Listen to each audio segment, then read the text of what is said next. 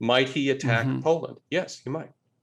He might attack Poland. I can absolutely see Russian missile strikes or airstrikes into Poland or into Hungary or into Romania or into any of the states which would be an attack on NATO territory, which would activate Article 5 of the NATO treaty.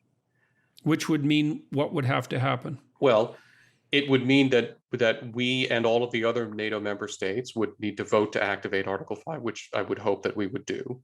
And then what I would like to see us do is what we are now doing, or an acceleration of what we are now doing, which is sending American military power and also British and French and other countries' military power to the NATO borders, to the eastern NATO borders in a defensive posture to defend. There's no one is talking about attacking, but we have to be prepared to defend against these sorts of things. The complexity will come if the Russians actually begin rocketing or firing missiles into Poland.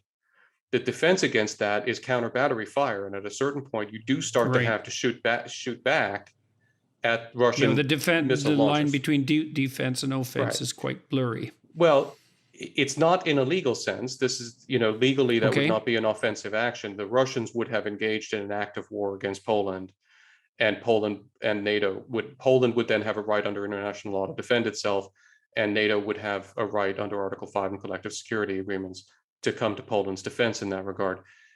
No one is going to talk about a ground invasion of Belarus or Russia or Kaliningrad or anything.